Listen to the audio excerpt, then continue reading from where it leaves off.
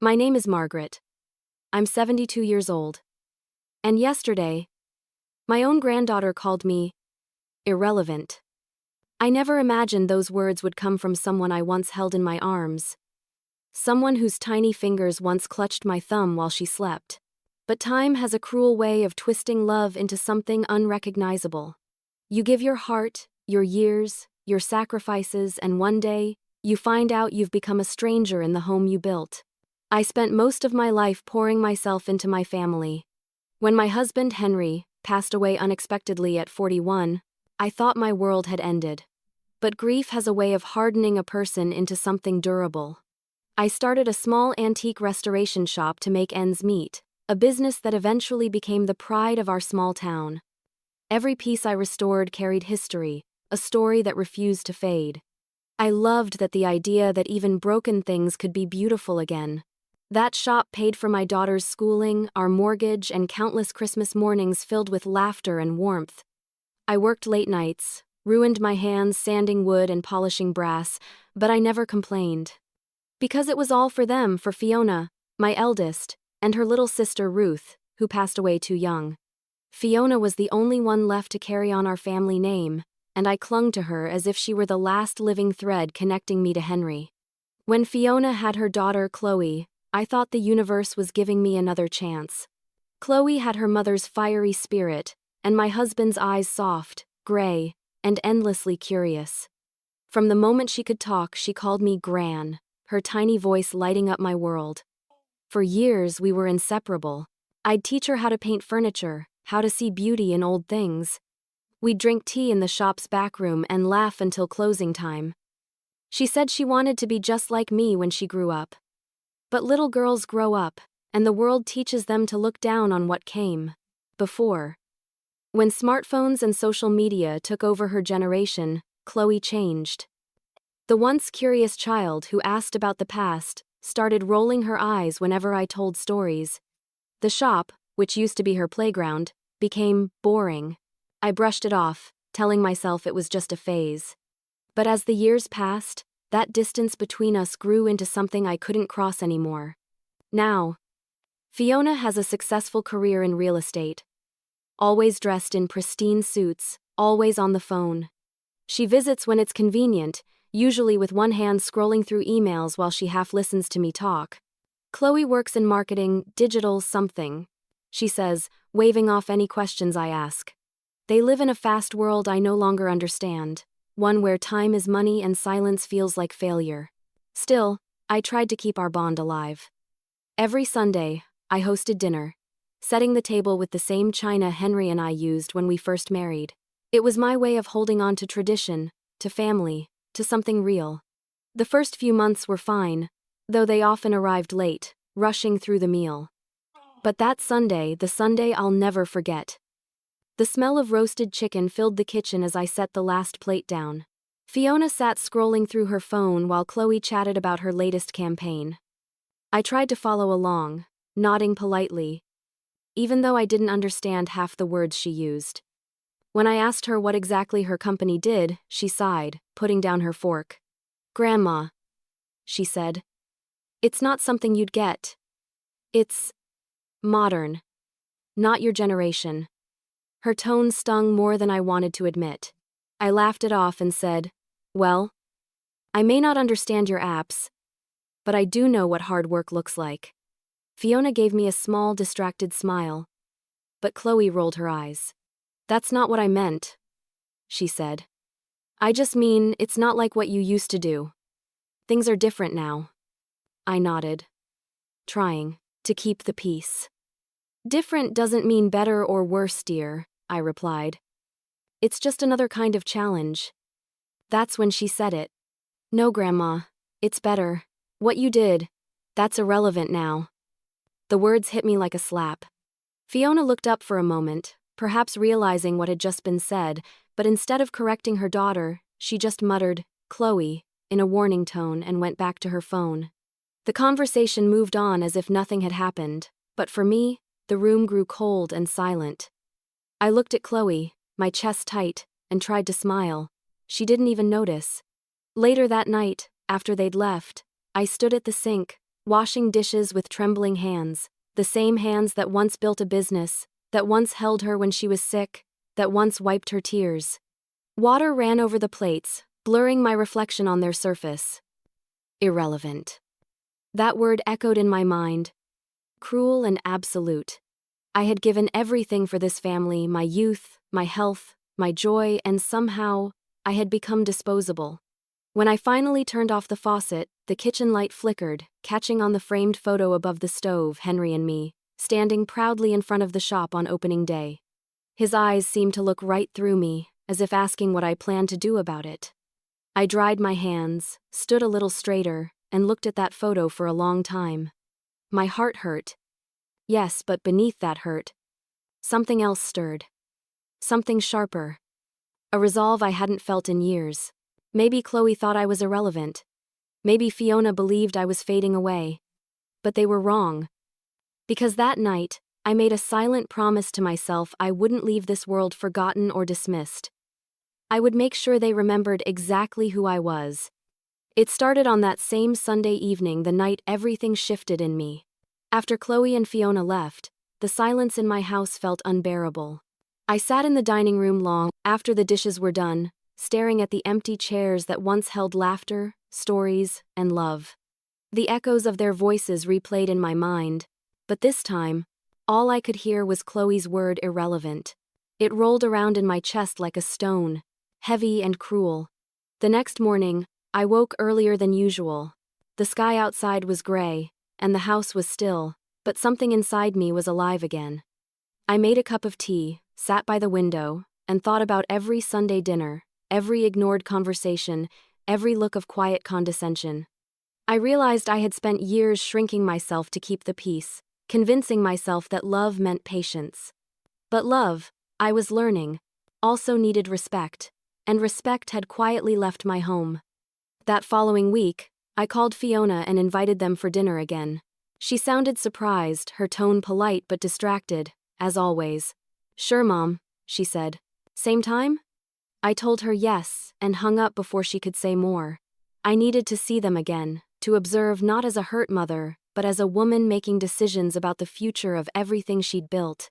Sunday arrived, and I spent the morning cooking roast beef, mashed potatoes, glazed carrots, and the lemon pie Chloe used to love as a child. The scent filled the house, warm and nostalgic, but beneath it lingered an unease I couldn't ignore. When the doorbell finally rang, I took a deep breath before answering. Fiona looked elegant as ever, in a cream blazer and gold earrings, while Chloe trailed behind her, eyes glued to her phone. "Hi, Grandma," Chloe muttered without looking up. I smiled. "You're early. That's a surprise." She shrugged. "Mom wanted to beat traffic."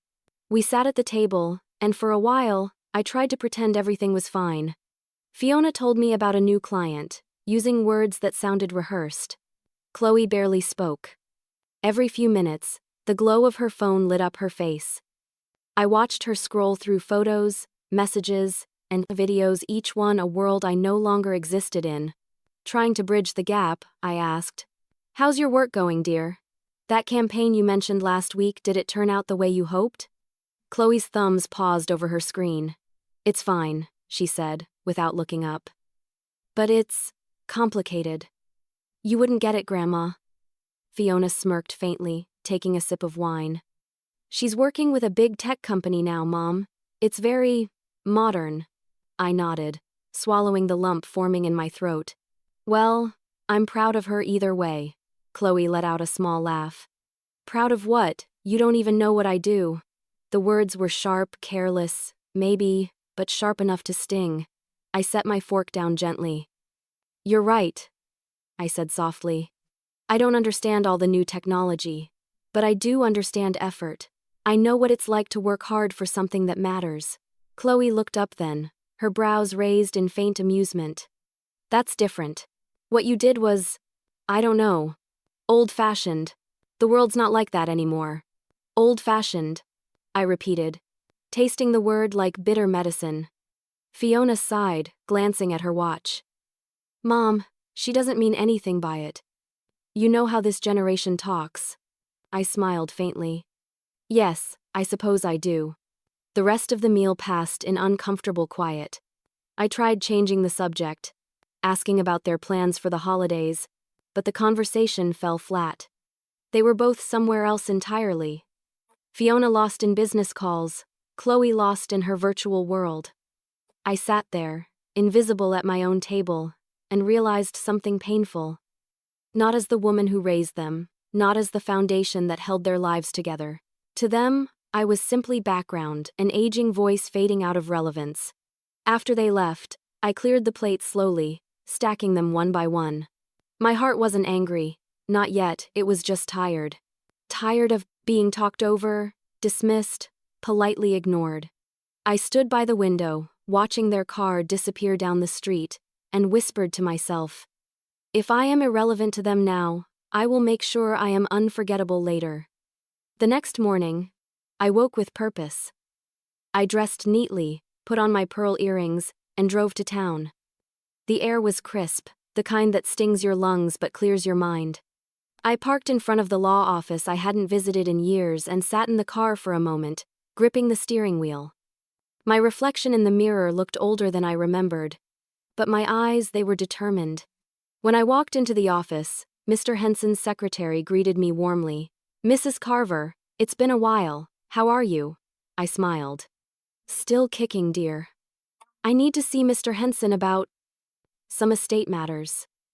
Moments later, he welcomed me into his office. He'd aged to grayer hair, rounder face, but his kindness was the same. Margaret, it's good to see you. What can I do for you today? I took a deep breath. I need to make some changes to my will. He blinked, clearly surprised. Of course. Any particular reason? I met his gaze squarely. Because people change, Mr. Henson, and sometimes, so should legacies. He leaned back, studying me with quiet respect. I see. Well then, let's talk about it. We spent the next hour going over details: my home, the shop, my savings, and a few personal possessions. As I spoke, something inside me steadied. This wasn't about revenge, it was about truth. I had given freely all my life. Now, I would give with intention. When we finished, Mr. Henson closed his notebook and said gently, Margaret, may I ask what brought this on? I smiled. A single word, but one I'll make sure they never use to describe me again. He nodded, understanding more than I said aloud. As I stood to leave, the late afternoon light poured through the window, falling across his desk and the papers that would soon carry my signature. What I didn't realize then was that this decision, this quiet, deliberate act, would change everything that came after. The morning after I met with Mr. Henson, I woke up feeling lighter than I had in years. It was strange knowing that something so heavy, so final, was now set in motion. I sat at the breakfast table with a cup of black coffee, the same routine I'd had for decades, and yet everything around me felt new. The ticking clock on the wall no longer sounded like a countdown to old age. It sounded like purpose. For the first time in a long while, I wasn't waiting for anyone's approval. I wasn't hoping Fiona would call or Chloe would visit. My thoughts were my own, my plans were my own, and my heart, though bruised, was steady. I had always been the caretaker, the provider, the forgiving one. Now I was something different, the architect of my own ending. I decided that if I was going to change my will, it wouldn't just be about money or property, it would be about meaning. I wanted to reward kindness, loyalty, and heart, the qualities I believed truly built a family. And so, I pulled out my old ledgers from the shop, spreading them across the kitchen table. Each page was covered with neat handwriting, notes about clients and restoration projects spanning over 40 years. The ink had faded in places, but every word still spoke of effort and love. I thought about who had been there for me through the years, who still cared enough to show up. Fiona and Chloe came to mind first, of course, but not in the way they once did. Their visits were obligatory, their hugs rehearsed. But then I thought of Lily. Sweet, soft-spoken Lily, my youngest granddaughter, Fiona's little sister. She was only 23, still studying part-time and working at the local library. She never asked for anything. Yet every Sunday, even when Fiona and Chloe didn't come, Lily would stop by with a bag of groceries or a small bouquet she'd bought with her own money. She'd sit with me for hours, talking about books and dreams, and she always asked questions about my past, real questions. When she looked at me, I felt seen. It was then I knew what I had to do. Later that week, I went back to Mr. Henson's office with my final list in hand. He looked it over, nodding as he read. "You've made your decisions then?"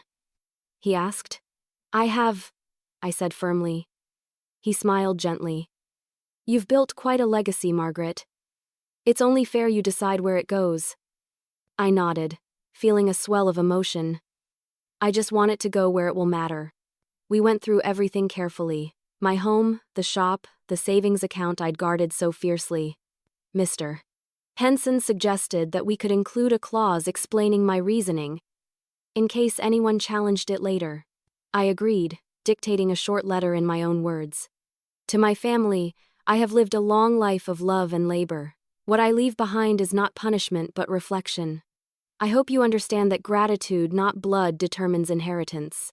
When I finished, Mr. Henson looked up, eyes shining slightly. "That's powerful," he said softly. "It's honest," I replied. He folded the papers neatly and placed them in a folder with a small, respectful nod. "You've earned the right to be heard, Margaret. I'll make sure of it." As I left his office, the sun was setting behind the courthouse. The light hit the windows in golden streaks, painting the street in warmth. I stopped for a moment, looking at the reflection of myself in the glass door. My hair was white now, my face marked with years, but my eyes still had that same spark. Henry used to tell me that my strength was quiet but unbreakable. I smiled faintly, whispering to his memory, "You were right, Henry. I still have some fight left in me." The next few days passed peacefully. I spent time in the garden, pruning the roses Henry planted before he died. I cleaned the shop, dusted the counters, and opened the windows to let the autumn air flow through. I even played the old record player, the one Chloe once said looked like a museum piece. The familiar crackle of the vinyl filled the shop, and for a few precious minutes, I felt young again. But beneath the peace, I knew something was brewing. A storm, perhaps not in the weather, but in my family. Fiona was bound to notice that I had become distant. She'd ask questions, pry for answers. She always did. But I was ready for that. A few days later, my phone rang. It was Fiona. "Mom, are you okay? You've been quiet lately." "I'm fine, dear," I said calmly. "Just busy taking care of a few things." "What things?" she pressed. "Oh, just some business matters. Nothing for you to worry about." Her tone sharpened. "Business matters? Are you selling the shop? You should have told me." I smiled faintly, even though she couldn't see it. "Not everything I do needs your approval, Fiona." There was a pause on the other end. "I'm just trying to help, Mom." "I know," I said softly. "But sometimes helping means letting people handle things on their own." She exhaled sharply. "You've been acting strange lately. Is this about that dinner?" "No," I lied smoothly. "This is about me finally doing something for myself." She didn't reply after that. The line went quiet, and I could almost picture her frowning, confused and slightly offended. We said our goodbyes, and when I hung up, I felt a flicker of triumph.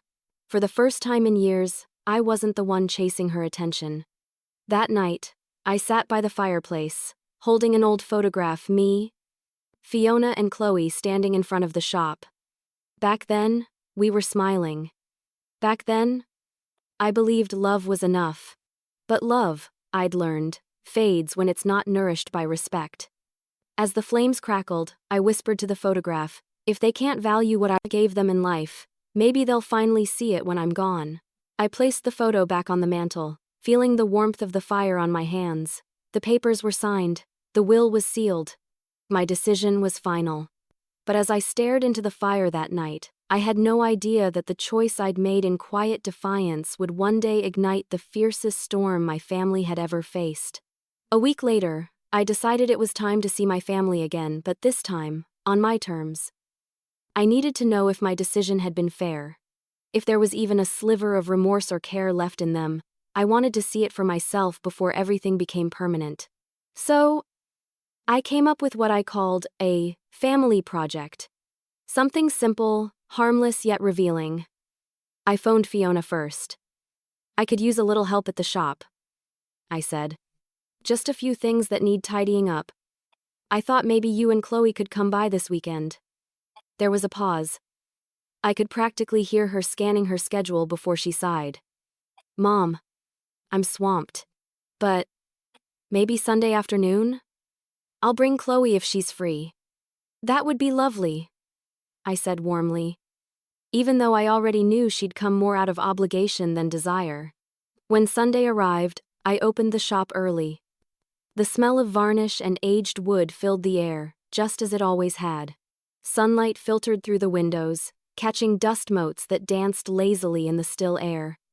This shop was my world. Every scarred countertop, every repaired chair told a story. I ran my fingers along the edge of a restored cabinet, remembering the late nights Henry and I spent here after closing, laughing as we worked. Those memories lived in the walls, even if no one else could feel them anymore. The bell above the door jingled right at 2 o'clock. Fiona entered first, crisp and polished in her tailored blazer. Chloe followed, wearing oversized sunglasses indoors and tapping away on her phone. "Hi, Mom," Fiona said, setting down her purse. "So, what's this about? You said you needed help?" "Yes," I said, forcing a cheerful tone. "Just a little spring cleaning, well, autumn cleaning now, I suppose. There's an old jewelry box in the back that I'd love to restore, but my hands aren't what they used to be." Chloe barely looked up. "You still fix those old things?" I smiled patiently. "Yes, dear. Some people still appreciate them." She shrugged. "Seems like a lot of effort for something nobody buys anymore." Fiona gave a small laugh. "You know how your grandmother is, Chloe. She loves her projects." "I do," I said softly, "because they remind me that everything can be beautiful again, even when it's broken." Chloe rolled her eyes. "Sure, Grandma." I took a slow breath. "Come, I'll show you how it's done." We moved to the back of the shop, where the jewelry box sat on a work table, its wood dull, its hinges rusted. I handed Chloe a piece of fine sandpaper. "You'll want to move with the grain, not against it," I explained. She took the paper gingerly, staring at it as though it might stain her manicure. "Seriously? You want me to sand this?" "Yes, it's delicate work, but it teaches patience." She hesitated, then gave a half-hearted swipe across the lid. The sound grated, awkward, impatient. I gently took her hand, guiding it in smooth motions. "Like this.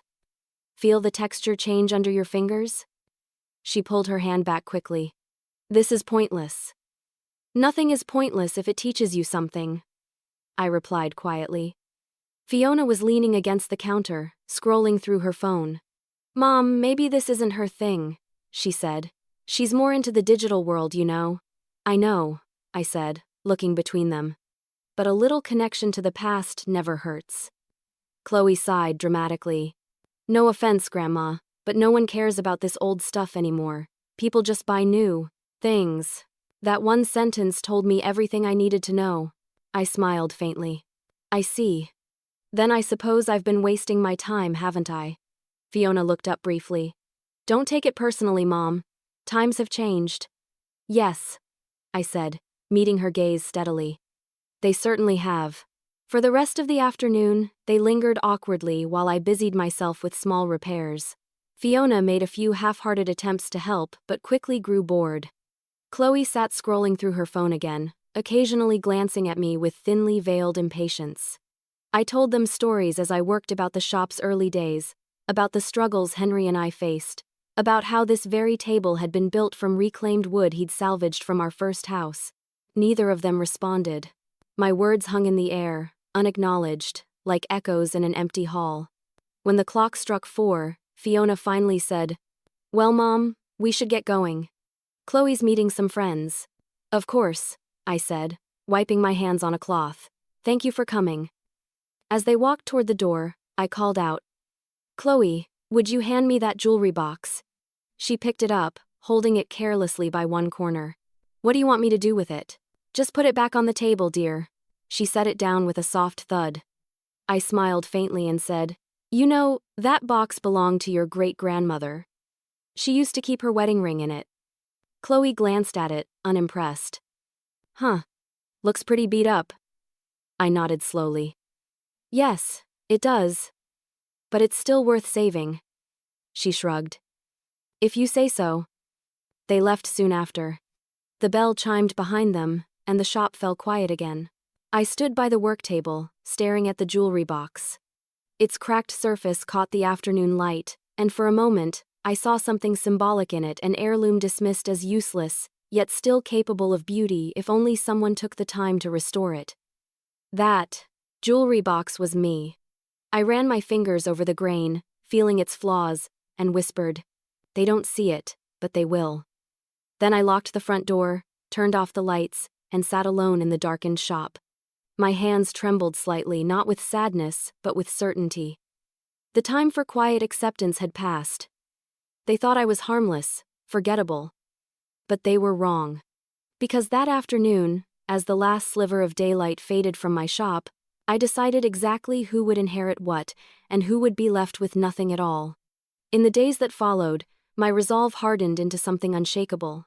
Every breath I took carried the weight of that decision I had made in the shop. I wasn't acting out of bitterness anymore, it had transformed into clarity. I finally saw my family for who they had become and what I had allowed them to take for granted. My love, my time, my effort, they treated them like an endless resource. But the truth was simple. I had poured everything into them, and there was almost nothing left for me. So I began the process of rewriting my legacy. The following Monday, I returned to Mr. Henson's office. He looked surprised when I appeared in his doorway. "Back so soon, Margaret?" he asked with a smile. "I've made my decisions," I said, setting my leather notebook on his desk. "Completely," he nodded, opening the folder where my previous documents lay. "All right, let's go through it carefully." I sat opposite him and unfolded the list I had written in my neat cursive. Every name and allocation deliberate. "My home and my savings," I began. "I want those to go to Lily."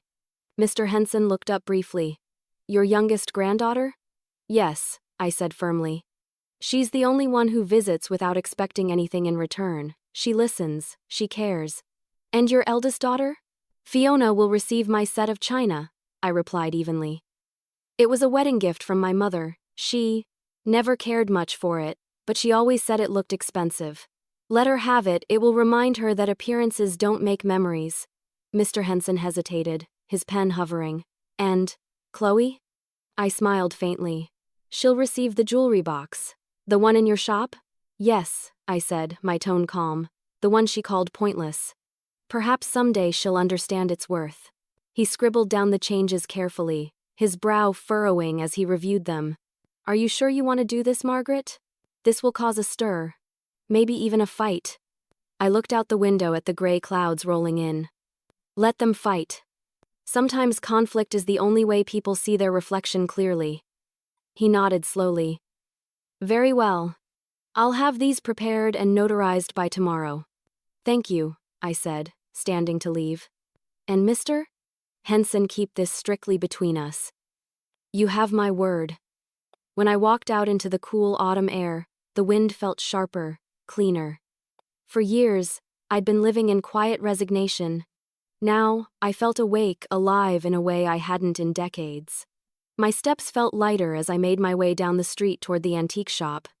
Inside, I spent the rest of the afternoon tidying up, humming softly to myself. I polished the counters, swept the floors, and placed the jewelry box in the front display window. Its cracked lid gleamed faintly under the light. I imagined Chloe walking past someday, seeing it there, remembering how she'd dismissed it and realizing too late what it meant. That night, I cooked myself a simple dinner, tomato soup and toast. It was the same meal I used to make when Henry and I couldn't afford more than a few groceries. It tasted of struggle and love and survival. As I ate, I spoke aloud to his empty chair. "You'd be proud of me, Henry," I said softly. It took me too long, but I finally stood up for myself. The next morning, Mr. Henson called to confirm everything and was finalized. My will had been updated, signed, and secured in his care. The ink was barely dry, but the decision already felt carved in stone. He said gently, "Margaret, you understand that once this goes through, it's binding. No changes can be made without another full revision." "I understand," I told him. "This is the way it should be." After we hung up, I went to the garden behind my house. The autumn leaves had begun to fall, scattering across the grass in bursts of red and gold. I sat on the old bench Henry built for me years ago, the one that creaked under my weight but still held steady. For the first time in a long while, I felt peace. Not happiness exactly, but peace, the kind that comes when you finally stop pretending. Over the next week, I saw Fiona once more. She dropped by unexpectedly one afternoon, holding her phone to her ear and a cup of coffee in her other hand. "Just checking in, Mom," she said, walking through the living room without waiting for an invitation. "Everything okay? You've been quiet." "I'm fine," I said, watching her pace the room. "You sure? You look tired." "I've been busy," I replied. She looked up briefly. "Busy doing what?" I smiled. "Tidying up loose ends." She frowned. "You sound mysterious. Should I be worried?" "No," I said, though my tone made her glance at me twice. "You don't need to worry about a thing, Fiona." She shrugged. "Well, if you say so. Anyway, I have to run. Chloe and I are going shopping later." I nodded, forcing a polite smile. "Of course, enjoy yourselves." She left with a quick kiss on my cheek and the faint smell of her perfume lingering in the air. The door clicked shut, and I was alone again. That night, I sat in the quiet, thinking about how everything comes full circle. I remembered being a young mother, worrying about bills, praying my daughters would grow into good, kind women. Somewhere along the way, success had hardened Fiona, and entitlement had spoiled Chloe, but not Lily. Lily had somehow kept her heart. I closed my eyes and whispered to the stillness, "At least one of them will understand." When I went to bed that night, I slept soundly for the first time in months. I dreamed of my shop alive with laughter again, of customers admiring the pieces I'd restored, of Henry smiling at me from across the counter. Everything was finally in order, everything was ready. But what I didn't realize was that life had one final twist waiting for me, and that peace I felt would soon be replaced by something far more permanent. It started with a shortness of breath that wouldn't go away. At first, I blamed the chill in the air. Autumn had rolled in fully by then, and the mornings carried that damp, heavy kind of cold that seeps into your bones. But as the days passed, walking from one end of the house to the other left me winded. My hands trembled when I tried to make tea. Even sweeping the kitchen felt like climbing a hill. When I finally went to see the doctor, he frowned after listening to my chest for what felt like forever. "Mrs. Carver," he said gently, "your heart is weakening. You have congestive heart failure. We can manage it, but you'll need to slow down significantly." Slow down. Those words carried a cruel irony. My whole life had been about motion, working, building, doing. And now, I was supposed to stop. Driving home, I didn't cry. I didn't panic. I simply looked at the world passing by, the golden trees, the children walking home from school, the distant hum of traffic, and thought, so this is how it ends. Quietly. Gradually. Without fanfare. When I got home, I sat in my favorite chair, staring at the family photos on the wall. Fiona's wedding day, Chloe's graduation, Lily's sweet smile from her high school prom. I traced my finger along the glass of each frame, wondering if any of them would truly miss me when I was gone. The next day, I called Fiona to tell her. She answered on the third ring. "Mom, what's up?" "I went to the doctor," I said simply. A pause. "Everything okay?" "Not really. He says it's my heart. I don't have much time." Fiona sighed, her voice softening just a little. "Oh, Mom. I'm sorry." "Are they sure?" "Yes," I said. "But I'll be fine for a while. Don't worry yourself." "Well, of course I'm worried. You shouldn't be alone right now." Her words might have sounded caring, but there was something distant about them, something rehearsed. I could almost hear her typing as she spoke. "I'll come by soon, okay? I have a big presentation this week, but maybe next weekend." That's fine, I said. Take your time. We said goodbye, and I knew she wouldn't come soon. She'd tell herself I was strong, that I'd be fine until it was convenient to visit. Chloe didn't call at all. Not that week, not the next. But Lily came the very next day. She knocked softly before letting herself in, holding a paper bag from the bakery. I brought your favorite, she said, smiling. Blueberry muffins, fresh this morning. Her presence filled the house with warmth that medicine never could. She sat beside me on the couch, unpacking the muffins, chatting about her classes, her part-time job, and the books she was reading. She didn't treat me like I was dying. She treated me like I was still me. After a while, she noticed the fatigue in my face and said gently, "You should rest, Grandma. I'll tidy up the kitchen for you." "You don't need to do that, dear." "I want to," she said, already standing. I watched her move around my kitchen with a quiet grace that reminded me of the woman I used to be. She didn't rush, didn't complain, just hummed softly as she worked. When she came back, she sat beside me again. "You know," she said, "I was thinking of learning furniture restoration. I know you tried to teach Chloe once, but maybe I could carry it on." For a moment I couldn't speak, my throat tightened. "You want to learn my craft?" She nodded. "Of course. Someone has to keep your shop alive. Right?" I smiled through tears. "Oh, Lily, you have no idea what that means to me."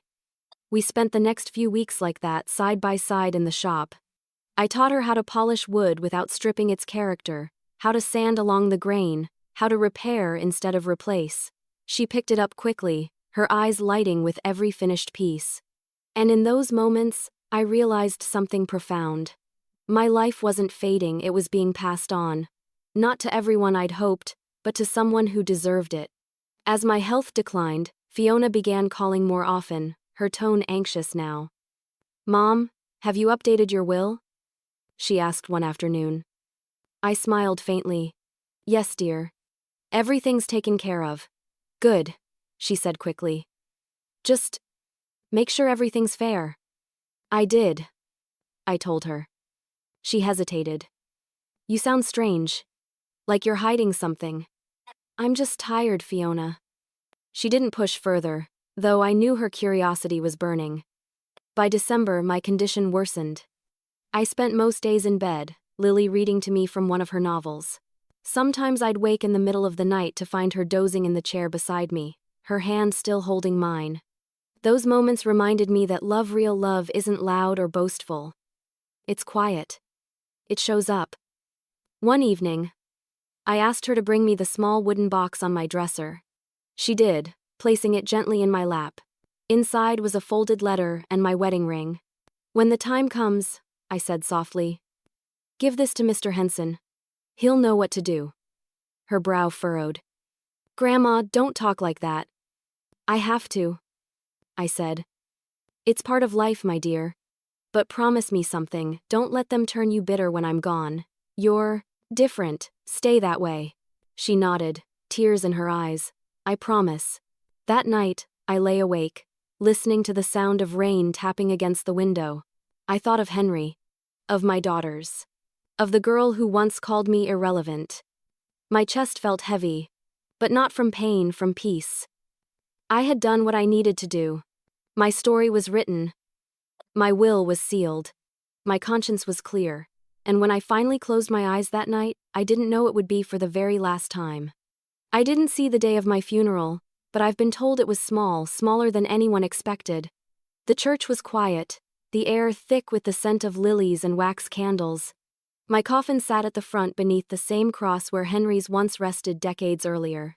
People who hadn't visited me in years came to murmur condolences, to look appropriately sad for the moment. It's strange, isn't it, how death suddenly makes the absent appear devoted. Fiona arrived in a black dress that probably cost more than my entire funeral. Her makeup was perfect, her tears precise, one every few minutes, just enough for sympathy.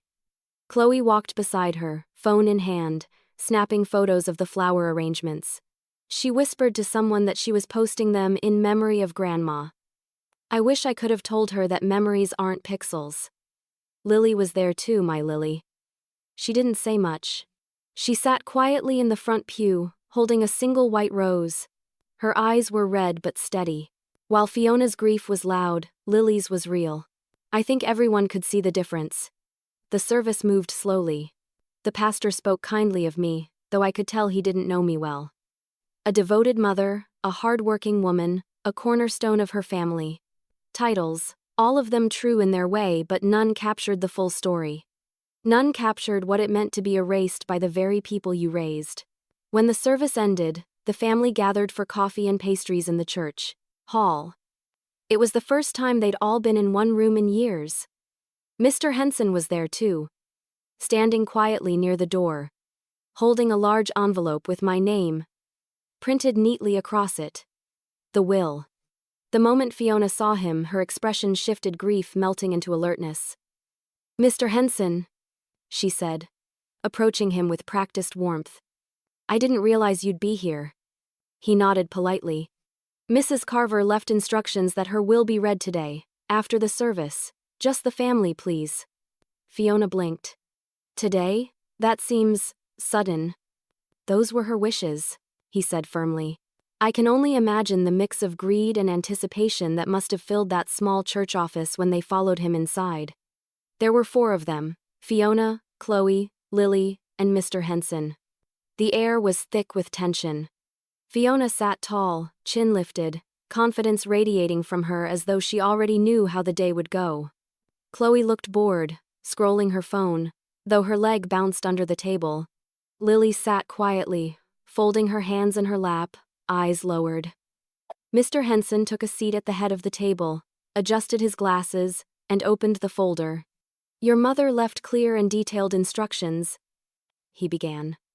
"And I've been asked to read them aloud." Fiona smiled faintly, glancing at Chloe. "Finally. Something straightforward," she whispered. Mr. Henson ignored her and began. He read through the preamble first, the part where I thanked them for the years we shared, acknowledged the good and the bad, and expressed my hope that they would continue to take care of one another. Then came the distributions. To my daughter, Fiona, Mr. Henson read, "I leave the china set once gifted to me by my mother. May it remind her that beauty has value only when it is used, not stored away for display." Fiona blinked, her confident smile faltering. "Wait, what?" he continued without pausing. "To my granddaughter, Chloe, I leave a jewelry box from my antique shop. May she one day learn the value of patience and the art of restoration." Chloe frowned, looking from him to her mother. "That's it?" she whispered. Fiona's jaw tightened. "There must be more." Mr. Henson flipped to the final page. "And to my granddaughter, Lily Carver, I leave the remainder of my estate, including both properties, the contents of my savings accounts, and full ownership of Margaret's antique restoration." The silence that followed was deafening. Fiona stared at him, unblinking, as though she hadn't heard correctly. Chloe's phone slipped from her hand, clattering against the floor. What do you mean, remainder?" Fiona stammered. "That can't be right. These are your mother's signed and notarized instructions," Mr. Henson said gently but firmly. "I assure you, everything is in proper legal order." Chloe's face flushed red. "You mean she gave everything to Lily? That's ridiculous." Lily sat perfectly still, her eyes wide with disbelief.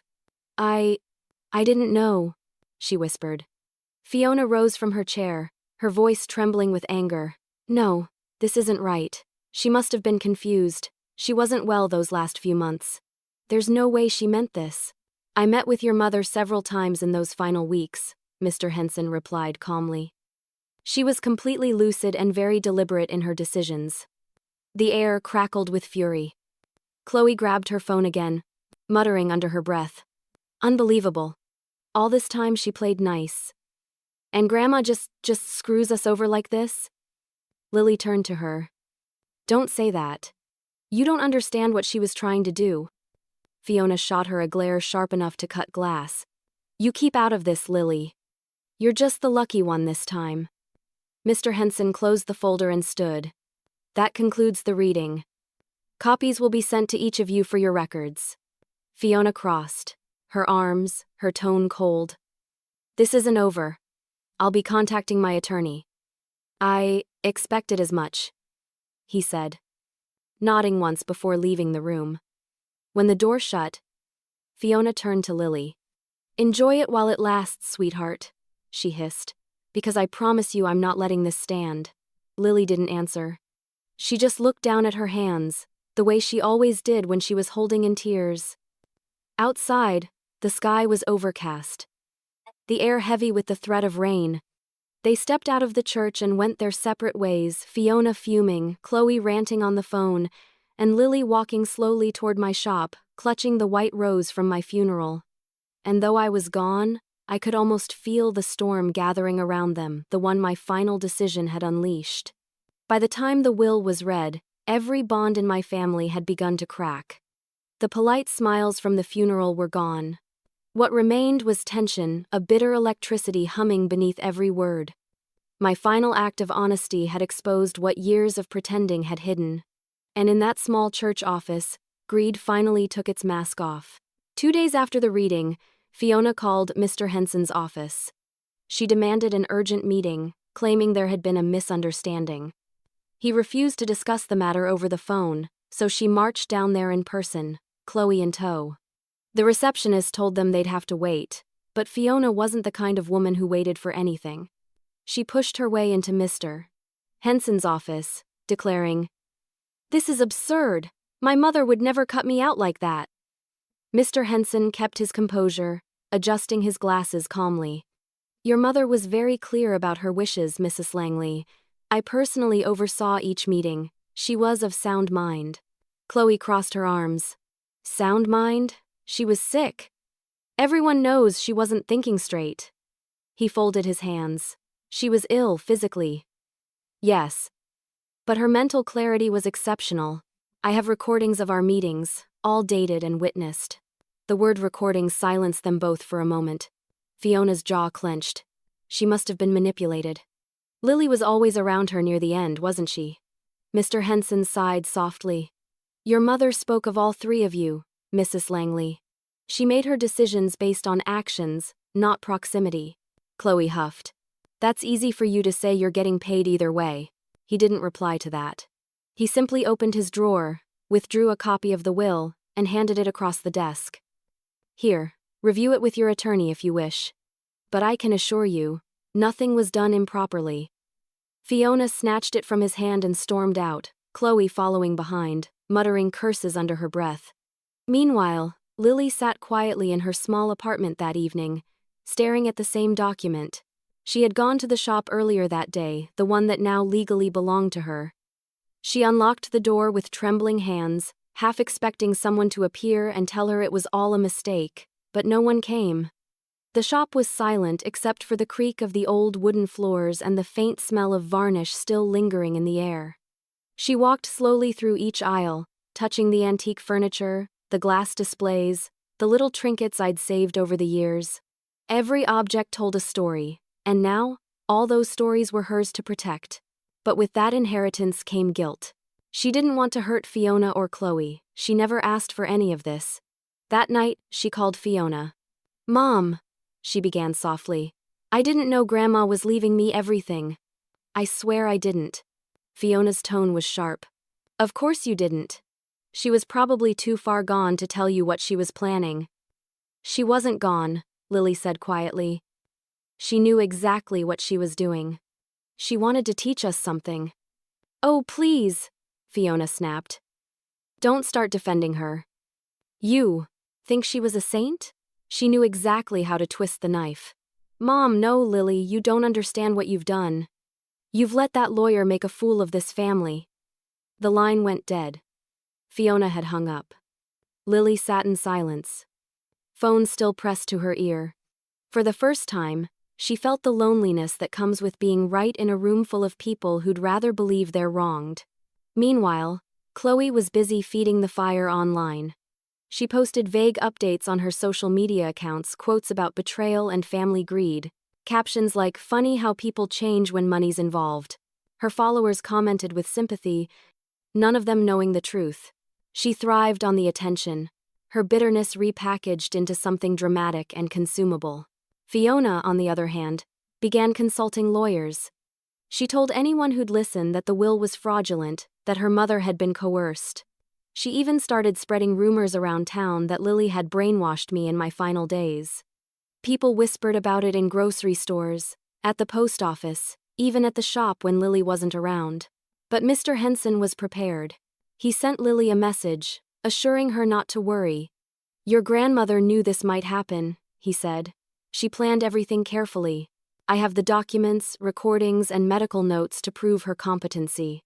Fiona doesn't have a case." Still, it didn't stop the tension from growing. 1 week later, Fiona and Chloe showed up at the shop unannounced. Lily was behind the counter, polishing an old mirror. She froze when the doorbell jingled. "Mom?" "Chloe?" Fiona didn't waste time with pleasantries. "We need to talk," she said coldly. Lily nodded, setting the cloth down. "All right." Fiona's eyes swept across the store.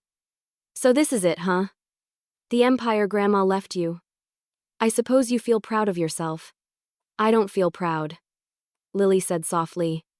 "I feel responsible," Chloe snorted. "Responsible for stealing everything that should have been ours?" "I didn't steal anything." "Sure you didn't," Fiona muttered. "You just sat there and let her do it while you pretended to be the perfect granddaughter." Lily's voice trembled slightly, but she held her ground. "I didn't pretend. I loved her. I was there because she asked me to be." Fiona's jaw tightened. "Well, we'll see what a judge thinks about that." She turned to leave, but not before glancing at the jewelry box in the display window, the one I'd left for Chloe. "Is that it?" she asked bitterly. "That stupid box?" "Yes," Lily said quietly. She left it for Chloe. Chloe stared at it for a moment. Her reflection warped in the glass. "I don't want it," she said finally, her voice cracking. "She can keep her stupid box." They left without another word.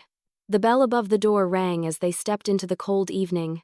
Lily stood there for a long while, staring after them, the air still vibrating with the echo of their anger. She didn't cry. She simply whispered to herself, "She tried to save us. We just don't see it yet." Outside, Fiona and Chloe walked briskly to their car. Fiona's eyes were hard as steel. "We'll contest the will," she said. "I don't care what it takes. I'm not letting this stand." Chloe hesitated. "Mom, maybe we should just—" "No," Fiona snapped. "We fight." And that's exactly what they did, setting into motion a legal war that would tear apart what little remained of our family's love. The fight began quietly, as most family wars do. Then it grew into something monstrous. At first, Fiona tried to handle things discreetly, filing her challenge through her attorney, a sharp man named Richard Lowell who was known for making people regret their signatures. She claimed I'd been mentally unfit when I revised my will. The documents were filed, the case accepted, and within weeks, court summonses arrived at Lily's door. Lily called Mr. Henson in a panic. "She's contesting it," she said, her voice trembling. "She says Grandma didn't know what she was doing." Mr. Henson sighed deeply, though not with surprise. "I expected as much," he told her. "Don't worry, Lily. Everything was done properly. We have audio and written evidence. Your grandmother was sharper than any of us." Still, Lily couldn't sleep that night. She sat in the dark living room, surrounded by photographs of our family in better days. Every smile in those frames felt like a lie now, each one taken before resentment took root. Meanwhile, Fiona was relentless. She gave interviews to local papers, painting herself as a wronged daughter. "My mother was manipulated in her final months," she said, her voice trembling just enough to sound sincere. "She wasn't herself. This isn't about money, it's about justice." Chloe stood by her side, silent but visibly uncomfortable. Deep down, she knew her mother was lying.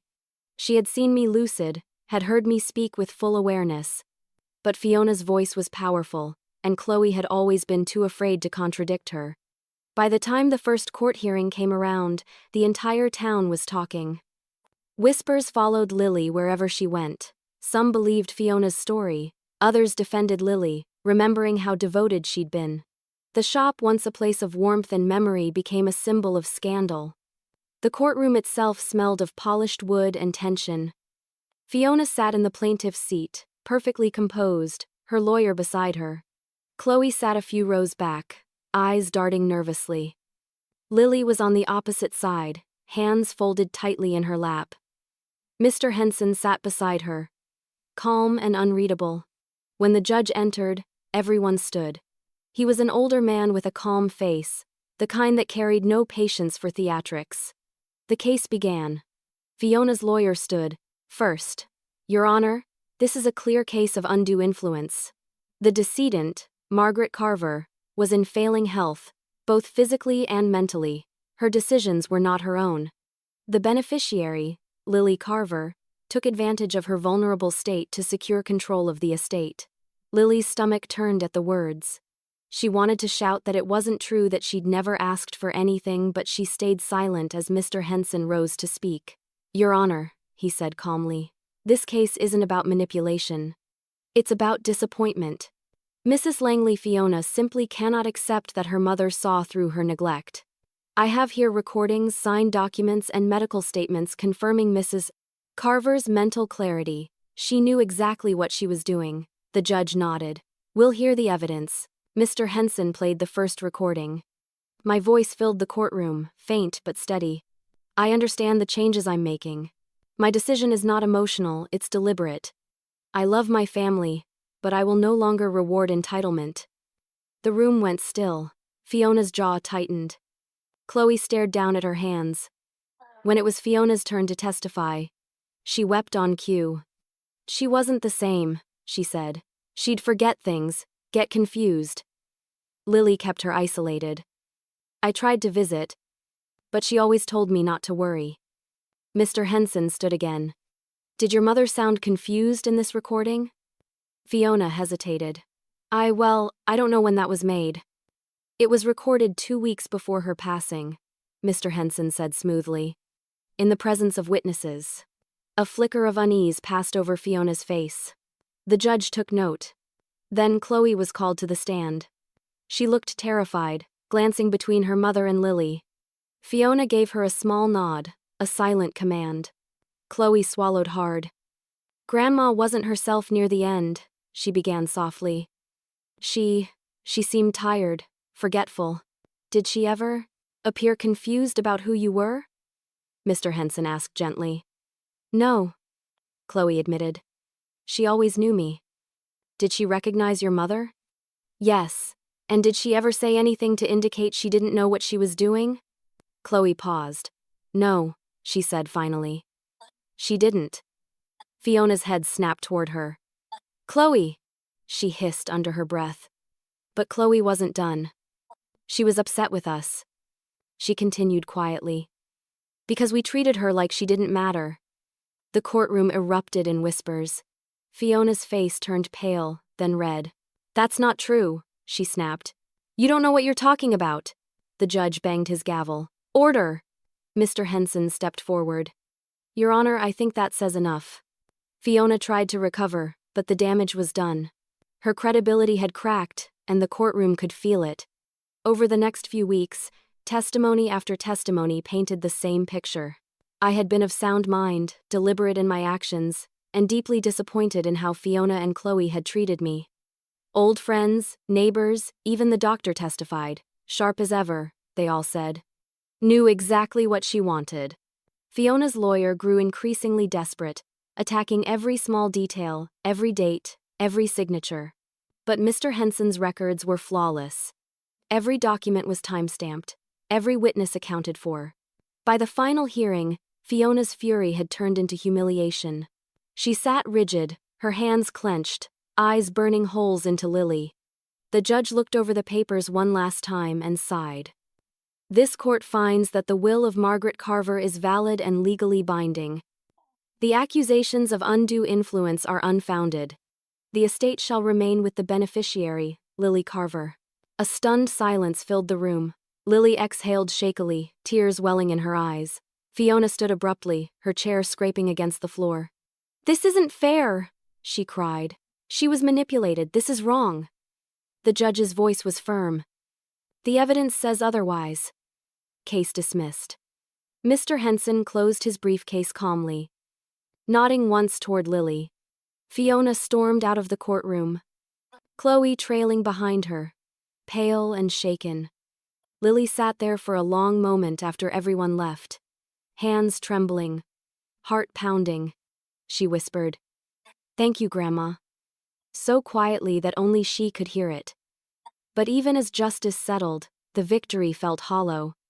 Families don't heal in courtrooms, they break there. And though the case was closed, one final truth was still waiting to be revealed, one that would silence even Fiona's anger. The courtroom was nearly empty when Chloe finally asked to speak again. Her voice trembled as she stood, her hands clutching the edge of the wooden railing in front of her. The judge looked surprised but motioned for her to continue. Fiona, still standing by the door, froze mid-step. "Chloe, sit down," she hissed under her breath. But Chloe didn't move. Her eyes were glistening, her face pale. "No, Mom," she said softly. "I have to say this." The judge nodded. "Go ahead, Miss Carver." She took a deep breath. My grandmother wasn't confused. She wasn't manipulated. She knew exactly what she was doing when she changed her will. Her voice cracked. "I know because I was there the day she decided it." The entire room went silent. Fiona's hand dropped from the doorknob. "Chloe, what are you talking about?" Chloe turned to face her. "That day in her shop when you told me to go with you and help her with that stupid jewelry box, you remember?" Fiona's face tightened. "This isn't the time." "It's exactly the time," Chloe interrupted, her voice rising. "Because that day I called Grandma's work pointless. I told her nobody cared about old things anymore. I called her irrelevant. And I saw her face when I said it. I saw how it broke her." A sharp gasp rippled through the courtroom. Fiona's complexion drained of color. "She didn't yell at me," Chloe continued, tears streaking her cheeks. "She just smiled and said, 'Maybe one day you'll understand.' I didn't know what she meant until now." She looked at the judge, then back at Lily. "Grandma wasn't punishing anyone. She was trying to teach us, me especially." Fiona's voice wavered between anger and desperation. "Chloe, stop. You don't know what you're saying. They'll twist your words." "No, Mom," Chloe said, shaking her head. "I've been twisting them for you for weeks. You told me to lie. You said Grandma didn't know what she was doing. But she did. She knew exactly what she was doing." The judge leaned forward, his tone calm but firm. "Miss Carver, are you saying your earlier statement was false?" Chloe nodded, wiping her eyes. "Yes. I lied because my mother told me to. I didn't want to, but I was scared of her. I've always been scared of her." Fiona stepped forward, her voice rising. "That's enough. She's confused. She doesn't understand the consequences of what she's saying." "Mrs. Langley," the judge said sharply, "if you interrupt again, I'll have you removed." The room fell into tense silence. Fiona stood frozen, trembling with fury she could no longer disguise. Chloe looked back at her mother one last time. "You always taught me that appearances matter more than honesty." "Well, I'm done pretending." Her voice softened. "Grandma spent her whole life giving. And when she finally wanted to be seen, we looked the other way. She didn't leave us nothing, she left us a chance to be better, but we were too proud to see it." The judge cleared his throat quietly. "Miss Carver, thank you for your honesty." He turned to Fiona. "Given this admission, I believe the court has heard more than enough." Mr. Henson spoke up, his tone steady but warm. "Honor, I think Mrs. Carver's wishes have now been fully understood." The judge nodded solemnly. "Indeed. The will stands as written. But perhaps, more importantly, so does her message." Fiona didn't wait for the gavel to fall this time. She turned and stormed out of the courtroom, the door slamming behind her. Lily sat in stunned silence, watching as Chloe broke down on the stand. For the first time since her grandmother's passing, Chloe looked like the little girl she used to be, lost, frightened, and longing for forgiveness. When the hearing ended, Lily approached her slowly. Chloe stood alone, her mascara smudged, her hands shaking. She looked up when she heard Lily's footsteps. "I'm sorry," Chloe whispered. "For everything I said." For how I treated her. For lying.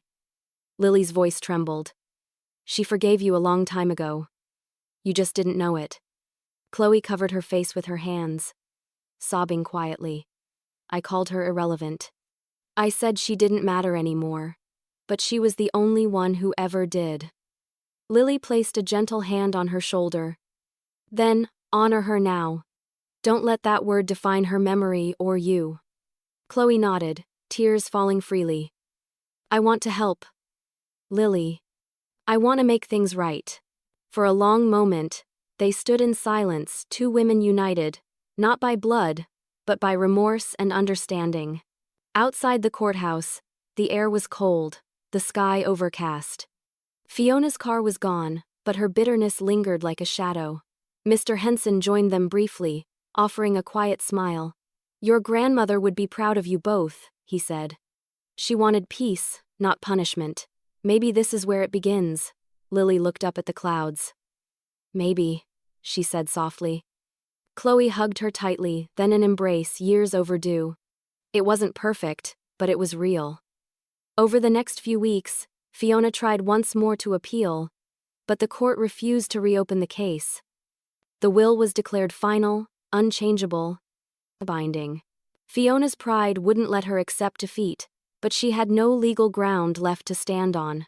Chloe moved out of her mother's apartment and rented a small studio near the shop.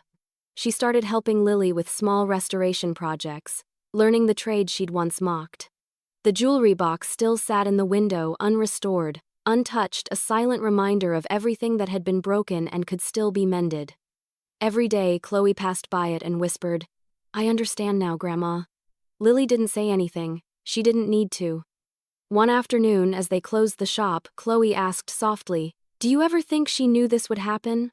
All of this? Lily smiled faintly. She always knew more than she said. Chloe nodded, her gaze lingering on the jewelry box one last time before turning off the lights. And as the shop went dark, a sense of peace finally settled because the truth had been spoken, and the woman they called irrelevant had the final word after all. Months passed after the trial, and though the courtroom battle had ended, the echoes of it still lingered in our lives. Fiona refused to speak to anyone for weeks. She stopped showing up at social gatherings, stopped calling, and quietly sold her house in town. She told neighbors she needed a fresh start, but everyone knew it was shame that drove her away. People whispered about how she lost her mother's estate, how greed had undone her. For Fiona, reputation had always been her greatest currency, and now, even that had devalued. But for Lily and Chloe, life slowly began to bloom again. The shop, my shop, became their refuge. It was no longer just a business. It was a bridge between generations, between guilt and grace. They repainted the walls a soft cream, replaced the old flickering lights, and dusted off every display cabinet until the glass shone. The name on the front window still read Margaret's Antique Restoration, though now, they'd added one small word beneath it in elegant script, Legacy. Each morning Lily opened the doors at 9 sharp, just as I once had. The bell above the door chimed the same cheerful tune, a sound that carried warmth even into the quietest corners. And every afternoon, Chloe arrived to help, her hands no longer manicured for show but worn slightly from work. The transformation in her was slow but undeniable. She learned how to repair cracked porcelain, how to polish brass, how to breathe life into forgotten things. The girl who once dismissed history now preserved it. Sometimes, customers would pause by the window and smile at the sight of the two of them working together. Heads bent, laughter soft. Some recognized the family resemblance. Others simply admired the devotion. Either way, they all felt something in that shop, something human, something healing. Fiona's name, of course, came up often in whispered conversations, though never unkindly. People pitied her more than they judged her. She just lost her way, they said. Maybe they were right. Pride can blind even the kindest heart. One afternoon, as Lily was organizing a shipment of antique mirrors, Chloe came across a small stack of letters in one of the drawers behind the counter. What are these? She asked. Lily took them carefully. The envelopes were yellowed, the handwriting unmistakably mine. Old correspondence, she said softly. Letters from Grandma's customers, maybe. But as she flipped through them, she realized they weren't business letters at all. They were notes I'd written but never sent letters to Fiona, to Chloe, and to Lily herself. Words meant to be read long after I was gone. Lily's eyes filled with tears. I think she wanted us to find these. They read them together in the quiet of the back room, sunlight streaming through the dusty window. To Fiona, I had written, I know you think success means control, but control without compassion is just loneliness in disguise. I hope one day you learn the difference. To Chloe, you remind me of myself when I was young, bold, curious, eager to prove the world wrong. I only wish you'd seen sooner that relevance has nothing to do with age, but with the heart's willingness to keep learning. And to Lily, you are the thread that will mend what time has torn. Keep your kindness, even when others mistake it for weakness. It is your greatest strength. By the time they finished reading, both sisters were crying silently. Chloe pressed her letter to her chest. She really did know everything, she whispered. Lily smiled through her tears. She always did. Word of their efforts to restore the shop began spreading through town. People who'd once stopped visiting returned, curious to see what had become of the old place. They were surprised to find it thriving again, alive, renewed. Lily started offering weekend workshops, teaching children how to refinish wood and polish silver. Chloe, with her background in marketing, helped them build a website and post videos of their restorations online. Before long, Margaret's legacy had gained a following far beyond their little town. The irony wasn't lost on Chloe. The woman she'd once called irrelevant had built something more enduring than any viral post or fleeting trend. Do you think she'd be proud? Chloe asked one evening as they locked up. Lily smiled. She already was. At night, the sisters often stayed after closing, sitting on the shop floor with cups of tea. They'd talk about Grandma, about her strength, her stubbornness, her laughter. Sometimes Chloe would laugh through her tears, remembering how Grandma used to scold her for putting her feet on the counter. And slowly, the bitterness that had once poisoned their family began to fade. Fiona's silence still hurt, but they no longer let it define them. They had found peace in purpose. Lily even began donating small portions of the shop's earnings to local charities, especially to programs for elderly artisans and widows. For Grandma, she'd say whenever she signed a check. She'd want others to feel seen too. One morning, as Lily was sweeping near the entrance, she noticed a familiar envelope tucked under the door. No return address, no name, just 2 words written in elegant script. I'm sorry. Inside was a short note, written in Fiona's handwriting. I don't expect forgiveness, but I needed to say it. I see now what she was trying to do. Tell Chloe I'm proud of her.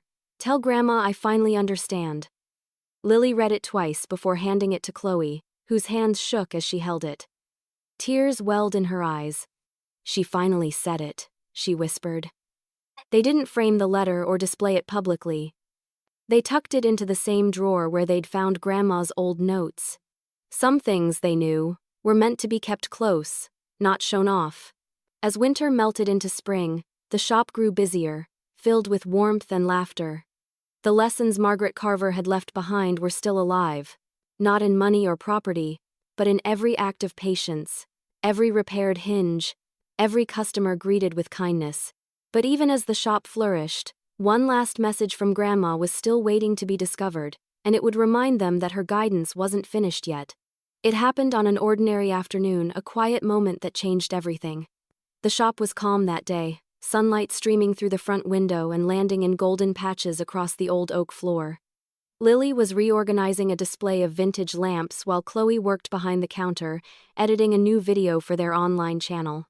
It had been almost 6 months since the trial, and life had found a rhythm again, a peaceful, steady hum that felt almost sacred after so much chaos. Then the doorbell jingled. Mr. Henson stepped inside, holding a small brown envelope in his hands.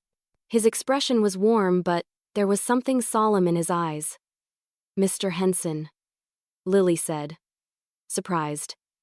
We weren't expecting you. He smiled gently. I know, dear. I just came by to deliver one last thing from your grandmother. Both sisters froze. Chloe stood slowly, her heart skipping. From Grandma? He nodded. Yes. She left instructions for me to deliver this when the time felt right. I think now is that time. He handed Lily the envelope. On the front, written in my careful, slanted handwriting, were the words, "To be opened after the dust settles." Lily's hands trembled slightly as she unsealed it. Inside was a folded letter, written on the same stationery I'd always used, the kind with faded blue borders and the faint scent of lavender. She unfolded it carefully, her eyes scanning the first line. My dearest girls, if you are reading this, it means peace has finally returned to our family. I have watched from somewhere softer than this world and seen your hearts begin to heal. Her voice shook as she read aloud, and Chloe stepped closer, listening quietly. Lily, my gentle soul, you have carried more weight than anyone your age should. You gave without asking, stood firm without pride, and loved without condition. You reminded me that kindness is not weakness but strength in its purest form. Lily wiped at her eyes but kept reading. And Chloe, my spirited one, you were always searching for meaning in a noisy world. You thought relevance came from being seen, but I hope you've learned that true relevance comes from touching lives, not screens. I have seen your heart, and it's far bigger than you once believed. Chloe's breath hitched, her lips trembling. She knew.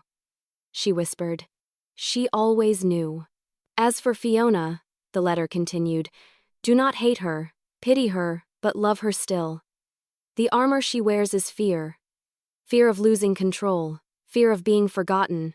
Someday, she will find her way back to you, though it may take longer than either of you expect. Lily paused, tears spilling freely down her cheeks. She took a shaky breath and continued. Lastly, I ask one thing of you both. Keep the shop alive not as a business, but as a promise. Let it be a place where the forgotten are remembered, where the broken are restored, and where love, no matter how late, always finds its way home. At the bottom of the letter, my signature looped neatly, followed by one final line. Remember, my loves, irrelevance is only real when we stop giving our hearts. By the time Lily finished reading, neither of them could speak. The silence was filled only with the creak of the old ceiling fan and the faint ticking of the wall clock, my wall clock, still running perfectly after all these years. Chloe covered her face with her hands, her shoulders shaking. I don't deserve this kind of forgiveness, she whispered. Lily reached for her, pulling her into a hug. She didn't write this to make you feel guilty. She wrote it because she already forgave you. Chloe clung to her, her tears soaking Lily's shoulder. I wish I could tell her I'm sorry. I'd give anything for just one more day. Lily's voice softened. You don't have to. She already knows. Mr. Henson cleared his throat quietly, his own eyes glassy. Your grandmother planned this moment carefully. She told me once that real lessons take time to bloom. I think this was her way of giving you both the space to grow before hearing her final words. Lily nodded, still clutching the letter. Thank you, Mr. Henson. For everything. He smiled kindly. Don't thank me. Thank her for thinking so far ahead. Most people leave wills. She left wisdom. He said his goodbyes and left the shop, leaving the sisters standing in the soft afternoon light, the letter still trembling in Lily's hands. They decided to frame it, not as decoration, but as a daily reminder. They hung it on the wall of the shop right above the counter where I used to keep my cash register. Customers would often pause to read it, their expressions softening as they reached the final line. Some smiled, others walked out quietly, thoughtful. A week later, Chloe came to Lily with an idea. What if we start a workshop series in her name, she said. Something that teaches both restoration and compassion. Like Grandma said, fixing things, remembering people, that kind of thing. Lily's eyes lit up. I love that. We could call it the Relevance Project. The name stuck. Within months, their classes were full young people learning how to mend wood, sew, polish, and repair. But more importantly, they learned how to listen, to appreciate what came before them. The shop became a place of laughter and second chances. Every evening, after the last customer left, the sisters would sit beneath the framed letter and talk about Grandma. Chloe often wondered aloud if I'd somehow known how things would turn out, that Chloe would one day be teaching others the value of slowing down, of paying attention, of caring. Lily always smiled and said, "Of course she knew. Grandma didn't make mistakes. She made lessons." One evening, as they were closing up, Chloe lingered by the jewelry box in the window, the same one I'd left her. She'd never tried to restore it. "Maybe it's time," she said softly. Lily looked over. "For the box?" Chloe nodded. "No. For me." She picked it up gently, brushing her fingers over the rough wood. The cracks were deep, but the shape was still beautiful. "She said patience teaches you to see beyond the surface," Chloe murmured. Lily smiled. "Then let's do it together." And under the warm glow of the shop's lights, they began sanding away the years of neglect carefully, slowly, lovingly. With every stroke, it felt as if I were there beside them, guiding their hands, reminding them that nothing truly meaningful ever disappears. And when they finally opened the box that night, what they found inside would remind them that even from beyond, I still had one more lesson left to give. The jewelry box creaked open, and inside, they found more than just dust and memories. Nestled within the velvet lining was a small brass key attached to a faded ribbon and a folded note bearing my handwriting. The ink was smudged with age, but still legible. On the outside I'd written, "For when you've truly learned what matters."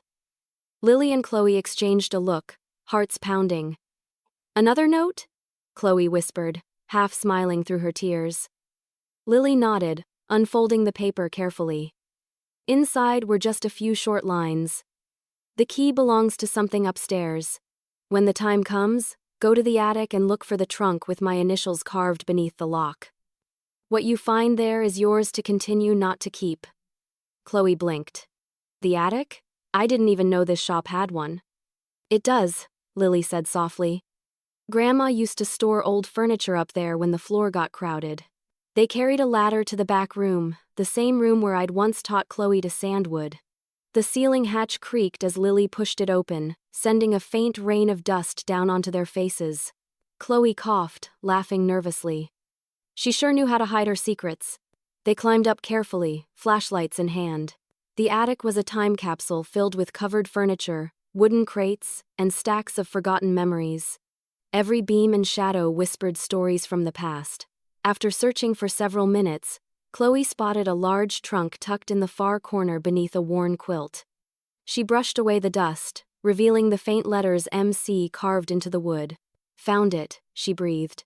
Lily knelt beside her and fitted the brass key into the lock. It turned smoothly, as if it had been waiting for this moment. The lid creaked open, releasing a faint scent of cedar and time. Inside were piles of letters, old photos, and journals, all meticulously organized. On top sat another letter, this one addressed simply, "To my family." Lily opened it with shaking hands and began to read aloud. "If you found this, then I trust you've learned the value of preservation, not just of things, but of people. This trunk contains pieces of our family's true history, the parts we often forget when we focus too much on success and too little on connection." Beneath the letter lay faded photographs, black and white images of my parents, my siblings, and a much younger version of myself with Henry, standing proudly outside the shop on opening day. Chloe smiled softly. "She looks so happy here." "She was," Lily said. "She told me this shop was her freedom after Grandpa passed." They dug deeper, finding receipts from the shop's early years, thank you notes from customers, even sketches of furniture designs I'd drawn by hand. But what caught their attention most were the journals, stack after stack of them, filled with decades of my handwriting. Lily opened one, flipping through pages filled with personal reflections, life lessons, and observations about the people who came through the shop. Some entries were ordinary lists of repairs, weather notes, but others were deeply personal. "Success isn't measured by what you leave behind," one entry read, "but by how much of your love remains in the hearts of those you leave it with." Another, "I fear being forgotten more than I fear dying." But maybe the two aren't so different. Maybe we live as long as someone remembers our story. Chloe wiped her eyes. "She wasn't afraid of death," She was afraid of fading away. Lily nodded. That's why she left us this, so she never would. They decided to take the journals downstairs, setting them carefully on the counter under the glow of the pendant lights. As they read through entry after entry, they began to realize something incredible. My story wasn't just about antiques or loss, it was about continuity. Every restoration, every repair, every act of care in that shop had been a metaphor for family itself. Chloe read one passage aloud. People think restoration is about returning something to how it once was. But true restoration means honoring the scars. The cracks make the story real. The sisters sat in silence, letting the words sink in. After that night, they decided the attic's contents shouldn't stay hidden. They created a small exhibit inside the shop, a corner they called the Margaret Room. It displayed some of my old photographs, one of the journals under glass, and a sign that read, "Every mark tells a story. Every story deserves to be remembered." Visitors loved it. Some cried. Others left handwritten notes, thanking the sisters for sharing something so personal. Within months, the shop became a place not just of business, but of healing.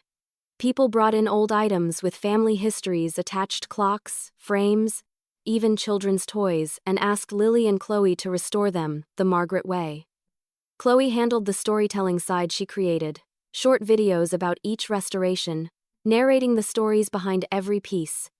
The online audience grew rapidly, not because of flashy editing or trends, but because of emotion. People connected with sincerity. One video, titled "The Jewelry Box That Changed Everything," became especially popular. In it, Chloe told their grandmother's story from beginning to end: the shop, the family conflict, the will, and the lessons learned. She ended the video with one simple line: "My grandmother taught me that relevance isn't about staying current, it's about staying kind." The video spread like wildfire. Messages poured in from people all over the country: grandchildren, mothers, widows, estranged families, all sharing their own stories of reconciliation. Lily watched the comments section grow each day, tears in her eyes. "She did it," she whispered. "Grandma's still teaching people." Chloe smiled. "She'll never be irrelevant again." They decided to use part of their growing profits to start a foundation in my name, a scholarship fund for young women pursuing traditional crafts. They called it the Carver Legacy Fund. And soon, the shop that had once been a quiet family business became a beacon of something far greater.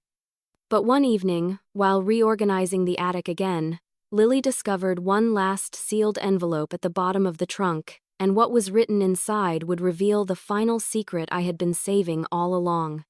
The envelope was small, delicate, and sealed with an old-fashioned wax stamp, my initials pressed neatly into its surface.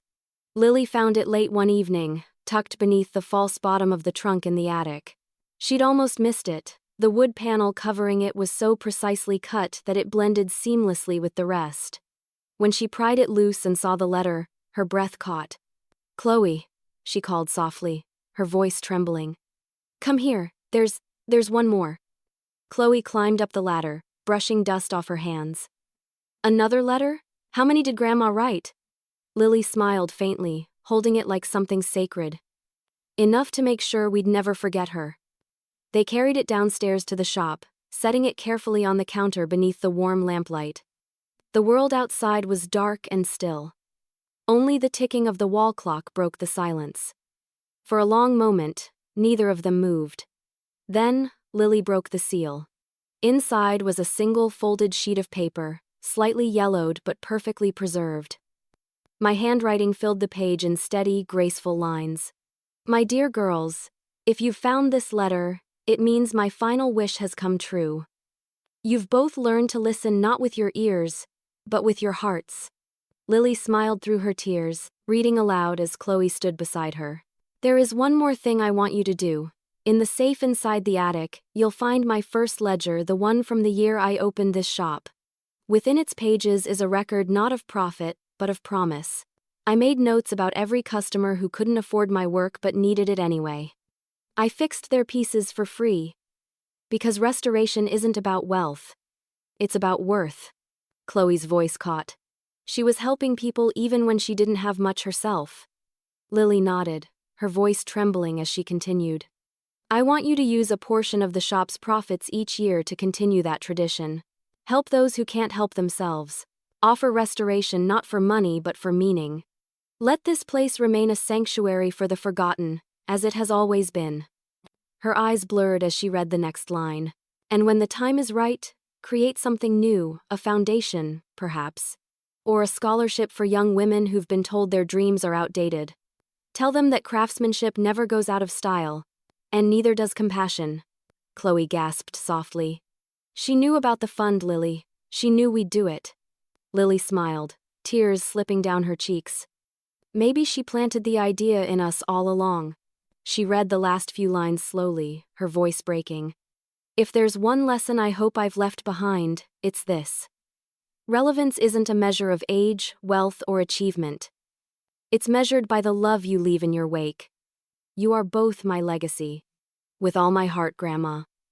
When the final word left Lily's lips, silence fell again. Chloe leaned against the counter, her face wet with tears. She planned everything, she whispered. Every single step. Lily nodded. Even after she was gone, she kept guiding us. They found the ledger exactly where the letter had said it would be, in the old attic safe, untouched for decades. The pages were brittle but full of the red of life, names, dates, tiny notes written in my careful script. Mrs. Thompson restored her late husband's clock at no charge. Said it was the only sound that still made her feel at home. David O'Neill fixed his mother's mirror for his wedding day. Told me it helped him see her in the reflection. Little Sarah mended her doll's arm. Cost. One promised to be kind to her mother. Chloe laughed through her tears. Of course she wrote that. Together they decided to digitize every page. They turned the ledger into a display in the Margaret Room, calling it the Book of Kindness. Visitors came from all over just to read it. Some left donations. Others simply left thank you notes.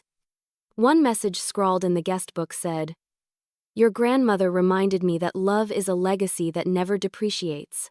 Over time, the shop evolved beyond what anyone had imagined. Lily expanded the restoration classes, teaching seniors and teenagers alike. Chloe ran workshops about storytelling, how to preserve memories through writing, photography, and family history. They collaborated with local schools, teaching students about craft and heritage. Every project, every new idea, carried a piece of me within it. 1 year later, the Carver Legacy Fund officially launched its first scholarship. The announcement ceremony was held in the shop itself. Lily stood before a small crowd, friends, customers, and community members all gathered to celebrate the continuation of what I had started decades ago. This isn't just about antiques, Lily said in her speech. It's about people. It's about giving forgotten things and forgotten hearts a second chance. That's what Grandma believed in, and that's what we'll keep doing. Chloe stood beside her, recording the moment. When it was her turn to speak, she simply said, My grandmother was once called irrelevant, but now her story has touched more lives than any of us ever imagined, she proved. That relevance isn't something you're given, it's something you earn by how deeply you love. Applause filled the room. Some people cried. Others smiled through it, clutching each other's hands. After everyone left that evening, the sisters sat together under the glow of the shop lights. On the counter beside them rested the jewelry box, now fully restored, its surface smooth and shining, its brass hinges glinting softly. Inside, they kept the key and the last letter, nestled together like twin pieces of a heart. Lily closed the lid gently. She's still here, isn't she? Chloe nodded. Everywhere. They looked around the shop, the ticking clocks, the polished furniture, the hum of life that filled every corner, and knew that my legacy had become theirs. Weeks later, Chloe posted one final video. It wasn't an advertisement or a story, just her voice over the quiet footage of the shop at sunset. My grandmother, Margaret Carver, taught me that relevance isn't about staying visible, it's about staying valuable. She taught me that what's broken can always be mended, and that love, when given freely, never fades.